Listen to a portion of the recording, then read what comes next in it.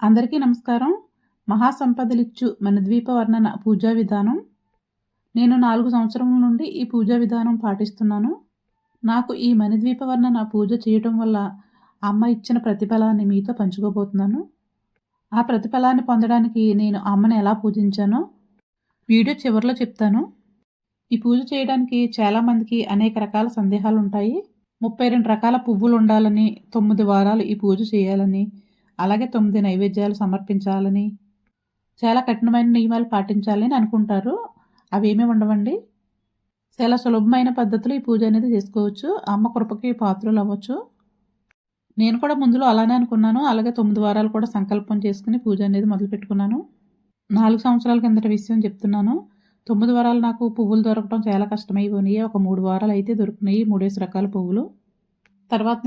తర్వాత వారాలు అక్షంతలతోటే పూజ చేసుకుని 9 సార్లు పారాయణం చేసుకునేదాన్ని.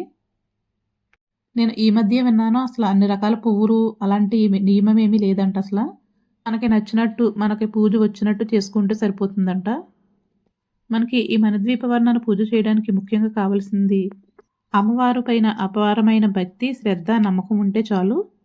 ఎటువంటి ఆడంబరం లేకుండా చాలా సులభమైన పద్ధతిలో ఈ పూజ అనేది చేసుకోవచ్చు. ఈ పూజ ముఖ్యంగా ఎందుకు చేస్తారంటే సొంత ఇంటి కళ నెరవేర్చుకోవడానికి, అలాగే సొంత ఇల్లు ఉన్నవాళ్ళు వాస్తు దోషాలు కానీ, రుణబాధలు కానీ, గ్రహదోషాలు, చికాకులు ఇవేమి కూడా లేకుండా పోతాయని చెప్పి అంటూ ఉంటారు.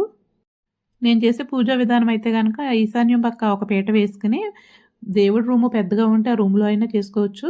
చిన్నగా ఉన్నప్పుడు ఇలా పక్కన ఒక పీట పెట్టుకుని, పీటను అలంకరించుకుని ఒక క్లాత్ వేసుకుని, లలితాదేవి చిత్రపటం ఉంటే పెట్టుకోవచ్చు. కానీ నా దగ్గర లేదు కాబట్టి శివపార్వతులు, శివ కుటుంబం, అమ్మవారి ఫోటో పెట్టుకున్నాను. నేనైతే ఆవునేతి దీపారాధన చేసుకుంటున్నాను. ఆవునేతితో అయినా చేయొచ్చు, కొబ్బరి నూనెతో అయినా కూడా చేసుకోవచ్చు. ముందుగా వినాయకుడిని పూజించుకోవాలి. పసుపు, కుంకుమ, గంధం, అక్షింతలు, పువ్వు, కొంచెం బెల్లం నైవేద్యంగా పెట్టుకుని, వస్త్రం కూడా సమర్పించి, తాంబూలం కూడా సమర్పించుకుని, అగరపుల్లల ధూపం అలాగే హారతి కూడా ఇచ్చుకుని వినాయకుడి పూజ కంప్లీట్ చేసుకోవాలి. ముందు దీపారాధన చేసిన తర్వాత అయినా సరే వినాయకుడి పూజ చేసుకోవచ్చు. అమ్మవారిది ఏదైనా చిన్న విగ్రహం ఉంటే పెట్టుకోవచ్చు కుంకుమ పూజ చేసుకోవడానికి. నేనైతే గౌరీదేవిని పెట్టుకున్నాను. లేదా ఒక రూపాయి కాయిన్ అయినా అమ్మవారి కింద భావించి ఒక తమలపాకులో పెట్టుకోవచ్చు. ఈ పూజ అయితే నేను ఎప్పుడు శుక్రవారమే చేస్తాను. కానీ మీకు ఎప్పుడైనా చేసుకోవచ్చు. పౌర్ణమి రోజు మొదలు పెట్టుకోవచ్చు. శ్రావణ మాసం, కార్తీక మాసం ఎప్పుడైనా చేసుకోవచ్చు.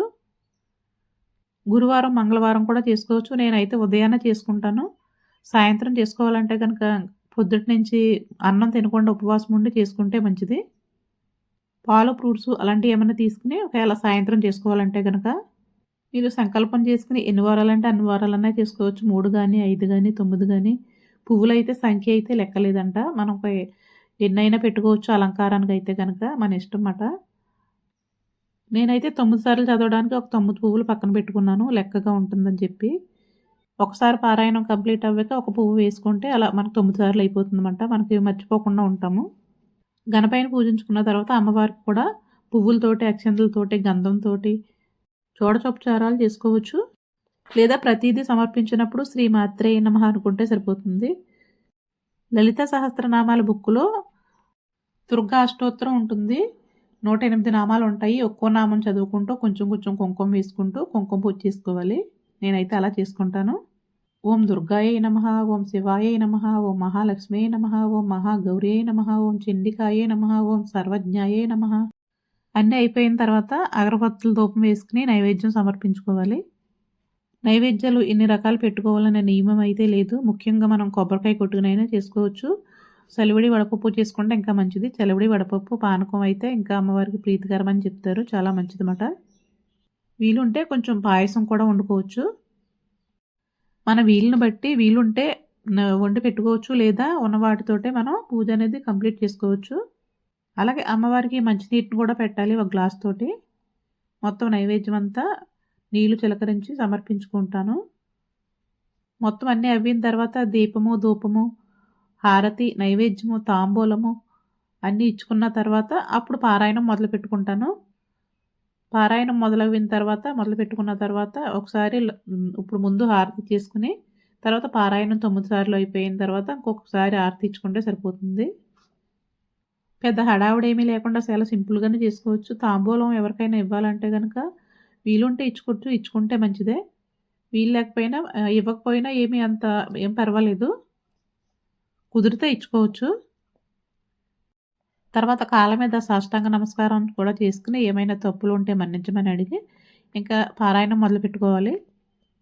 పూజా విధానం అయితే ఎలా చేసుకుంటానో 9 సార్లు చదువుకుని 9 పువ్వులు సమర్పించుకున్నాను. నాకు అమ్మవారు ప్రతిఫలం ఇచ్చిందన్నాను కదా! ఏంటో ఇప్పుడు చెప్తాను. నేను ఈ పూజ అయితే అమ్మవారిని సొంత ఇంటి కోసమే ప్రార్థించేదాన్ని. 4 సంవత్సరాల నుంచి అమ్మవారిని ఎప్పుడు వీలవుతే అప్పుడు చేస్తూనే ఉంటానన్నమాట. ముందుసారైతే 9 వారాలు సంకల్పం చేసుకొని 9 వారాలు చేశాను. 9 వారాల తర్వాత ఇంకా ఎప్పుడు వీలుంటే అప్పుడు ప్రతి శుక్రవారం అప్పుడప్పుడు సంవత్సరానికి 1, 2 సార్లు చేస్తూ ఉంటాను. పూజా మందిరంలో ప్రతి శుక్రవారం కూడా అప్పుడప్పుడు పారాయణం చేస్తూ ఉంటాను. 15, 16 సంవత్సరాల నుంచి అద్దిల్లు తిరుగుతూనే ఉన్నామన్నమాట. సొంత ఇంటి కోసం అమ్మవారిని చాలా ప్రార్థించేదాన్ని. అలాగే ఎవరో చెప్పారు, ఎక్కడో విన్నానన్నమాట. అమ్మవారి లలితా సహస్రనామంలో ఒక ఒక లైన్ ఉంటుంది. ఒక బ్రహ్మాండమైన స్తోత్రం.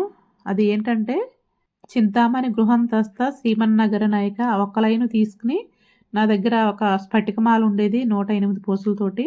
ఆ స్ఫటికమాలతోటి ఒక్కొక్క పూస లెక్కెట్టుకుంటూ ఒక 108 సార్లు ఆ మంత్రాన్ని నేను జపం చేసేదాన్ని శుక్రవారం మాటలు. ఎప్పుడు వీలైతే అప్పుడు. గుడిలో కూడా చేసేదాన్ని అమ్మవారి గుడికెళ్ళినప్పుడు కూడా. అమ్మవారు ఎలా అయితే నా మొర ఆలకించి నాకు సొంత ఇంటిని ప్రసాదించింది. ఈ పూజ ఇప్పుడు నేను సొంత ఇంట్లోనే చేస్తున్నాను. చిన్నదో, పెద్దదో మనకి ఒక ఇల్లు అంటూ ఉంటే మనకి అది ఎంతో ఆనందాన్నిస్తుంది కదా! ఇంటి కోసమని ఒక పెద్ద అమౌంట్ ఏమి పక్కన పెట్టకపోయినా కూడా స్థలం కొని మేము ఇల్లు కట్టగలిగామట. అంటే లోన్ ద్వారాను, గోల్డ్ లోన్ ద్వారాను అలా ఎలా అయితే ఇల్లయితే సమకూడింది. అమ్మవారిది మీకు ఇంకో మిరాకిల్ చెప్పాలి. ఏంటంటే మాకు సైట్ తీసుకున్నానన్నాను కదా! ఆ సైట్ అమ్మేసి మేము ఇల్లు తీసుకుందాం అనుకున్నాము. ఆ సైట్ వాళ్ళకిచ్చేసి ఈ ఇల్లు అయితే తీసుకుందామని బేరం చేసుకున్నాము. బేరం అయిపోయిన తర్వాత అంటే బేరం మధ్యలో ఉన్నదన్నమాట. తర్వాత వేరే వాళ్ళ ద్వారా ఆ ఏరియా అంత బాగుండదు అని తెలిసింది. అప్పుడు ఏం చేయాలో అర్థం కాలేదు. అప్పుడు ఒక శుక్రవారం అమ్మవారు పూజ చేసుకొని నేను ఒక కాయిన్ తీసుకొని ఇల్లు తీసుకోవాలా లేకపోతే వద్దా అని కాయిన్ వేసి అడిగానమాట అమ్మవారిని. 3 సార్లు కూడా తీసుకోవద్దనే వచ్చింది. సరే ఇంకెందుకో సైట్ ఉంది కదా! మనం మన పేరున కట్టుకోవచ్చు. వాస్తు ప్రకారం కూడా ఉంటుందని చెప్పి ఇంకా సైట్‌లోనే కట్టేసుకున్నామట. త్వరగానే 6, 8 నెలల్లో అయిపోయింది ఇల్లనేది. ఏదైనా కోరుకుని మనం పూజ చేసినప్పుడు వెంటనే కోరికలు తీరాలని అందరికీ ఉండదు కదండీ! నాకు 4 సంవత్సరాలు పట్టింది. మనం ఏదైనా కోరుకుని అమ్మవారి మీదకే వదిలేయాలన్నమాట. అమ్మవారే చూసుకుంటుంది. ఇదేనండి నేను చేసిన మణిదీప వర్ణన పూజా విధానం. ఓం శ్రీ మాత్రే నమః.